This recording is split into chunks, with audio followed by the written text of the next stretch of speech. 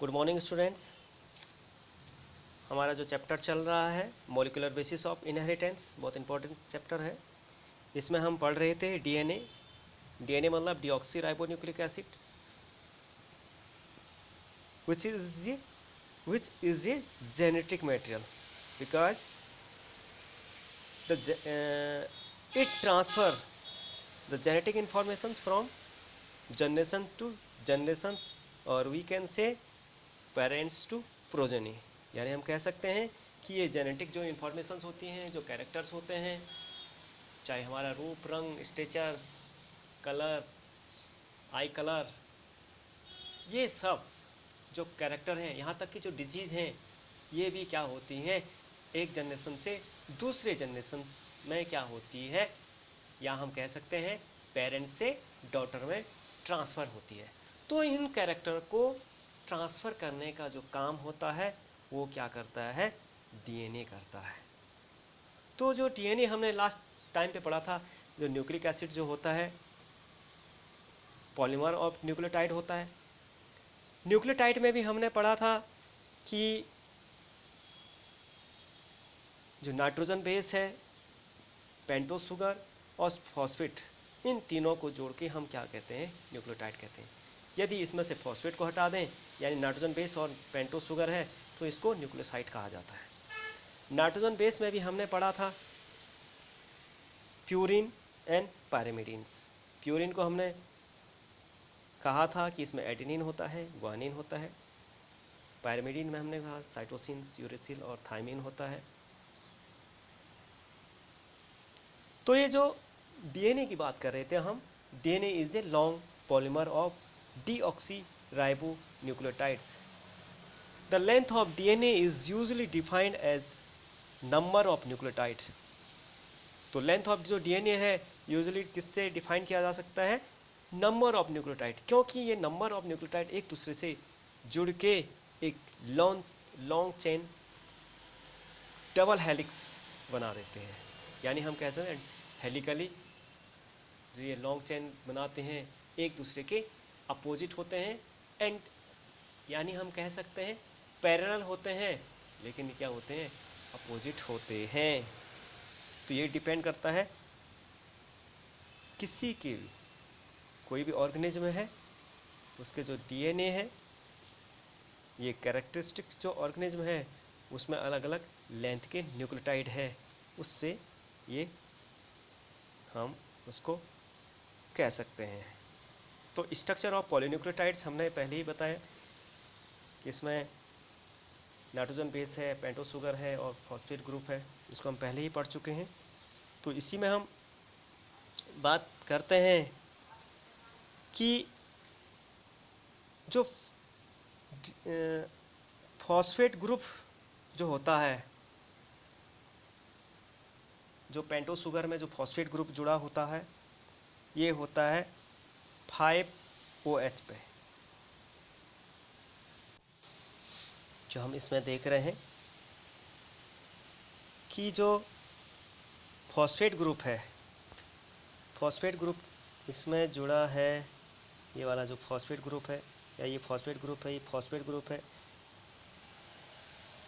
जहाँ पे P है ये फॉस्फेट ग्रुप है, और ये है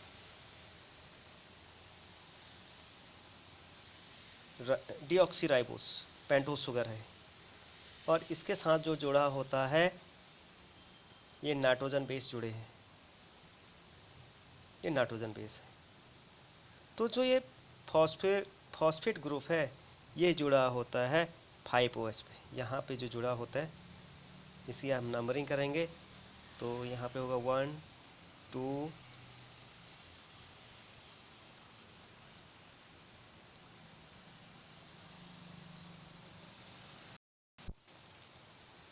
यहाँ पे बात कर रहे हैं हम, तो यहाँ पे होगा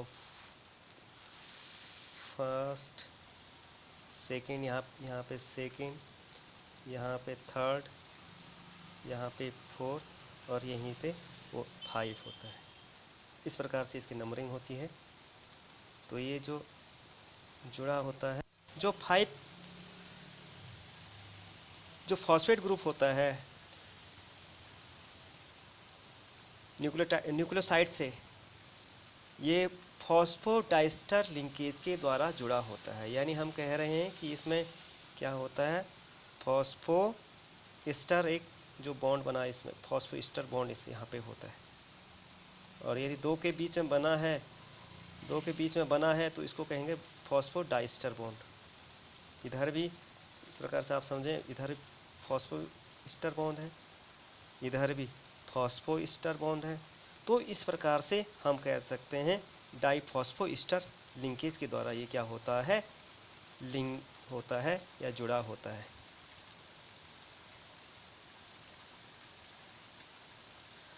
to nucleotides are linked through 3' to 5 phosphodiester linkage. यानी हम कह रहे हैं कि दो जो लिंकेज हैं एक दूसरे से जुड़े होते हैं। कैसे जुड़े होते हैं, थ्री यहाँ पे, या हम कह सकते हैं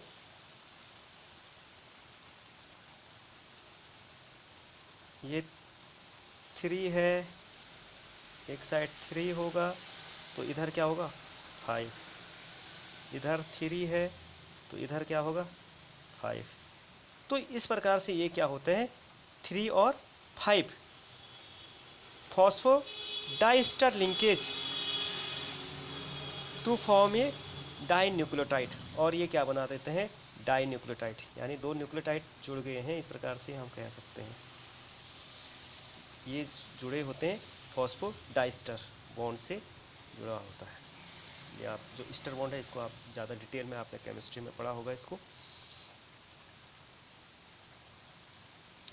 मोर nucleotide can be join in such manner to form polynucleotide. और इसी प्रकार से जो न्यूक्लियोटाइड है ये जुड़े होते हैं और ये क्या बना देते हैं एक पॉलीन्यूक्लियोटाइड। जैसे एक न्यूक्लियोटाइड जुड़ गया, इधर से एक न्यूक्लियोटाइड पूरा ही, क्योंकि सॉरी हम इसको हम कह सकते हैं न्यूक्लियोटाइड होता है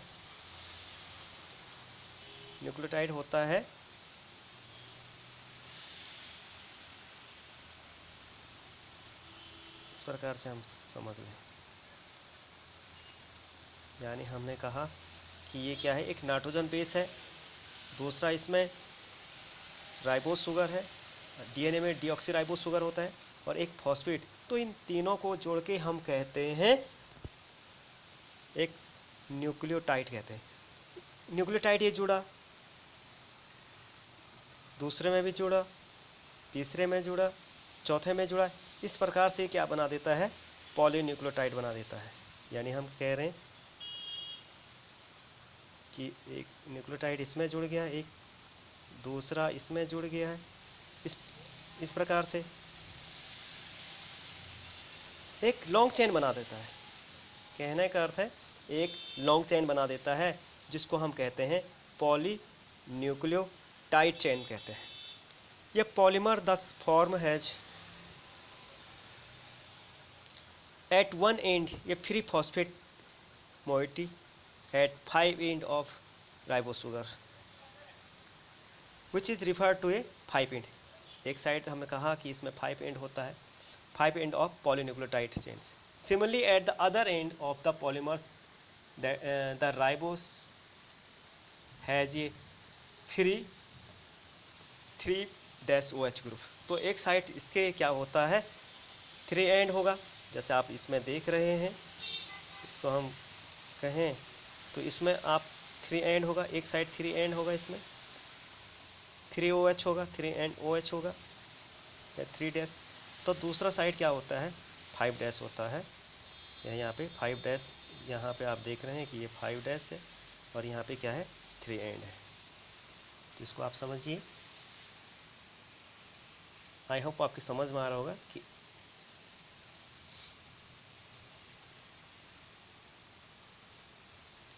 the backbone in the polynucleotide chain is form due to a sugar and phosphate. और जो बैकबोन बना होता है डीएनए में, तो वो बना होता है किसके द्वारा बना होता है फॉस्फेट और शुगर।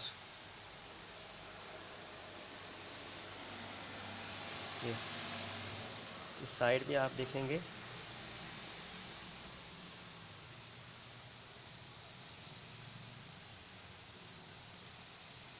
तो ये एंटी पैरेलल है, जो पहले ही बताया मैंने कि पैरेलल होते हैं बट जो होते हैं एंटी पैरेलल होते हैं।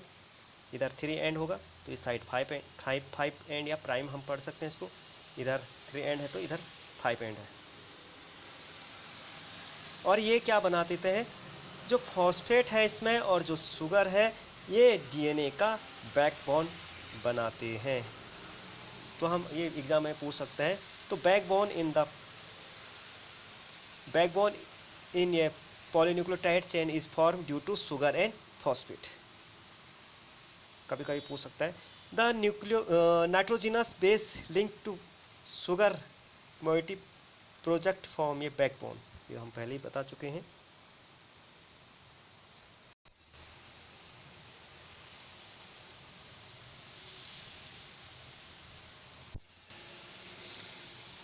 In RNA, every nucleotide residue has an additional OH group present at second positions in the ribose। ये हम पहले ही बता चुके हैं कि डीएनए में जो सेकंड पोजीशंस पे जो कार्बन होता है, ये ऑक्सीजन होता है, ये रिमूव होता है। लेकिन आरएनए में क्या होता है कि जो सेकंड पोजीशंस वाला है यहाँ पे क्या है, OH ग्रुप आपको दिखाई दे रहा है।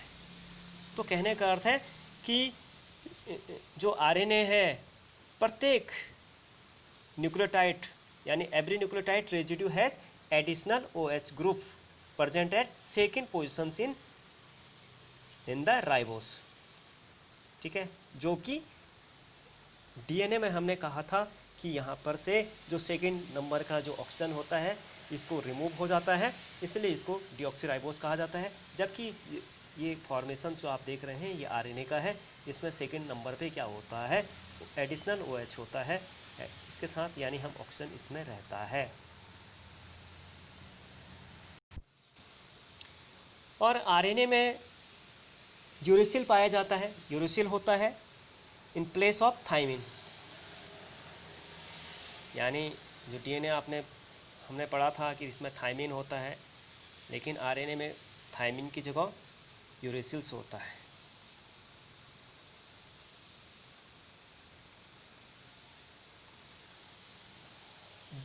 जो डीएनए होता है, DNA as a acidic substance present in nucleus was first identified by Frederick Mister in 1869 in Pascal। ठीक है, ये पहले ही मैंने पिछले वीडियो में मैंने बताया था कि जो डीएनए होता है इसका जो नेचर होता है ये एसिडिक सब्सटेंस होता है, जो कि कहाँ होता है, प्रेजेंट इन न्यूक्लियस। और फर्स्ट आइडेंटिफाई किसने किया था, मिस्टर ने किया था 1869 में। हमने कहा था इसने पास्कल से इसको देखा था।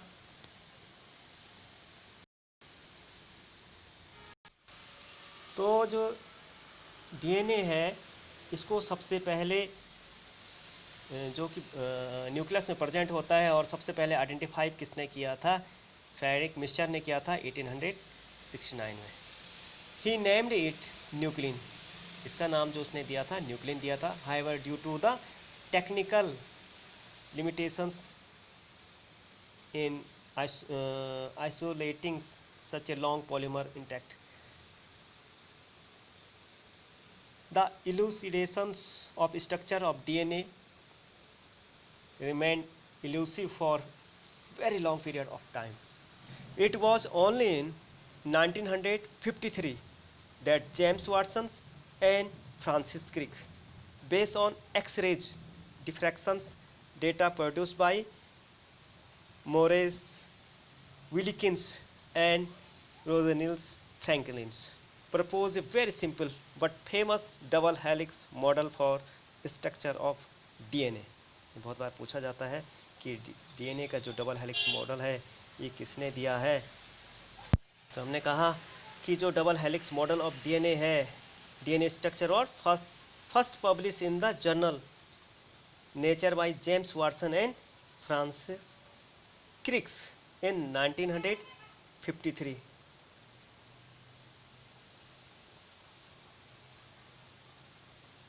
इसके लिए इनको नोबेल प्राइज भी दिया गया। साथ साथ में जो वाटसन एंड क्रिक ने इसमें propositions was also based on the observations of Erwin Chargaff that for a double stranded DNA the ratio between adenine and thymine and guanine and cytosines are constant and equal one। यानी जो adenine और thymine है और जो guanine और साइटोसिन्स है ये क्या होते हैं, are constant and equal one, यानी बराबर ही होते हैं। The base pair pairing confers a very unique properties to the polynucleotide chains. They are said to be complementary to each other. और आप हम कह सकते हैं कि जो चेन होती है ये एक दूसरे की कॉम्प्लीमेंट्री होती है, या हम कह सकते हैं if the sequence of base in one strand is known then the sequence is other strands can be predicted। यानी एक स्टैंड का हमें मालूम चले तो हम दूसरे स्टैंड का हमें क्या हो सकता है, मालूम चल जाता है, या हम कह सकते हैं कि इससे मालूम चल जाता है। माना ये वाला स्टैंड हमें मालूम है तो हमें मालूम है कि जो एडेनिन है वो थाइमिन से जुड़ा होता है और जो साइटोसिन है वो ग्वानिन के साथ जुड़ा होता है, तो हम इजीली हम क्या कर सकते हैं, मालूम कर सकते हैं। इसलिए हम कह रहे हैं कि जो कॉम्प्लीमेंट्री एक दूसरे के क्या होते हैं, कॉम्प्लीमेंट्री होती है। Complementary both strands are complementary to each other. या हम कह सकते if each strand form a DNA act as a template for synthesis of new strands. The two double strands DNA हम कह सकते हैं, let us call them as daughter DNA, produce would be identical to the parental DNA molecules। यदि ये DNA का नए DNA बनता है जिसको हम रेप्लिकेशन कहते हैं, तो वो पेरेंटल डीएनए के ही समान होता है, सिमिलर होता है, उसी को आइडेंटिकल कहते हैं। Because of this the genetic implications of the structure of DNA become very clear. तो इसके कुछ silent feature of DNA helix structure of DNA, it is the made of, इसके कुछ साइलेंट फीचर की बात कर रहा हूँ मैं। Double helix structure of DNA, तो it is made of 2 polynucleotide chains. आपको पता है कि ये क्या होता है, 2 पॉलीन्यूक्लियोटाइड चेन की बनी होती है।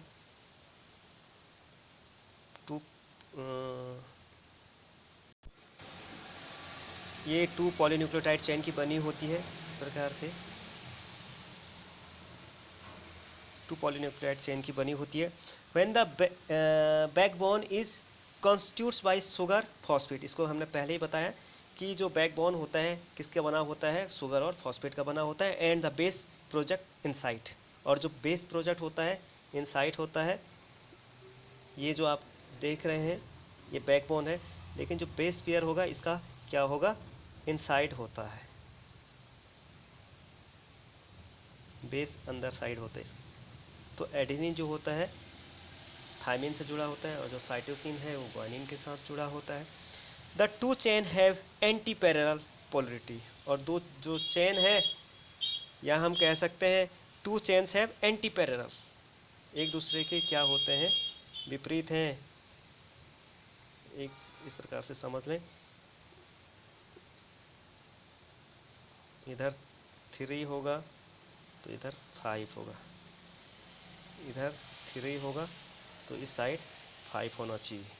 एक दूसरे के हमने कहा कि ये क्या होते हैं, एंटी पैरेलल पोलरिटी होते हैं। It means if one chain has the polarity of 5-3, यदि हम कह रहे हैं कि ये क्या है, एक में 5-3 है तो दूसरे में क्या होना चाहिए, अदर हैज़ 3-5, 3-5 होगा, यानी एक दूसरे के ये अपोजिट है।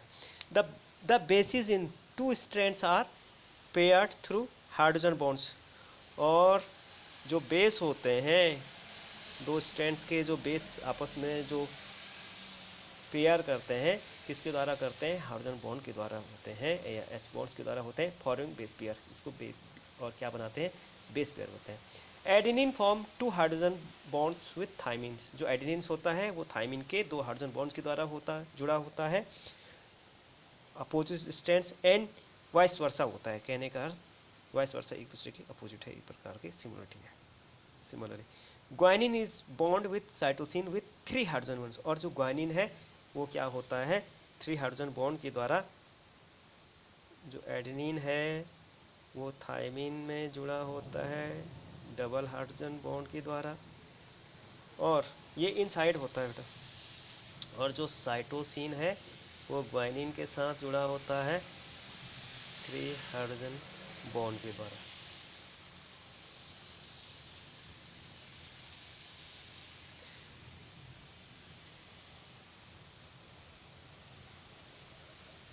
यानी इसमें हम कह सकते हैं कि एज ए रिजल्ट ऑलवेज ये purine comes opposite to pyrimidine.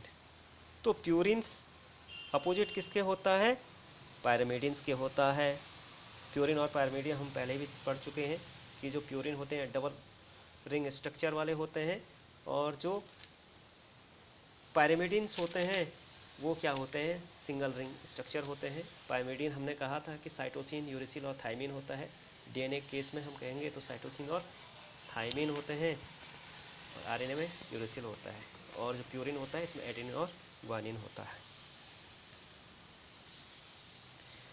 The two chains are coiled in right handed fashions, और दो चेन्स जो होते हैं, टू राइट चेन होते हैं, ये होता है, ये आप स्ट्रक्चर देख रहे हैं, तो इसमें the two chains are coiled in right handed fashions, तो आप देख रहे हैं इसमें, तो ये जो टू चेन्स हैं, दो चेन्स हैं, आर कोइल्ड, एक प्रकार के कोलिंग, आप रस्सी की तरह आप कोलिंग इस प्रकार से है, और इन राइट हैंडेड फैशंस, तो राइट हैंडेड फैशन आप देख रहे हैं। The pitch of the helix is 3.4 nanometers and there are रफली 10 base pair in each turn, और प्रत्येक टर्न में, एक टर्न की बात कर रहे हैं हम, तो इसमें कितने बेस पेयर होते हैं, इसमें होते हैं 10 बेस पेयर होते हैं। यहाँ से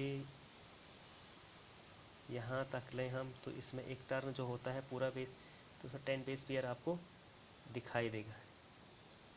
helix approximately equal to 0.34 nm. The plane of one base pair stacks over other is double helix. This in additional to H bonds. इससे क्या होगा, उससे स्टेबिलिटी, हेलिकल स्ट्रक्चर की स्टेबिलिटी से बढ़ जाएगी। ठीक है, आई होप आपकी समझ में आया होगा।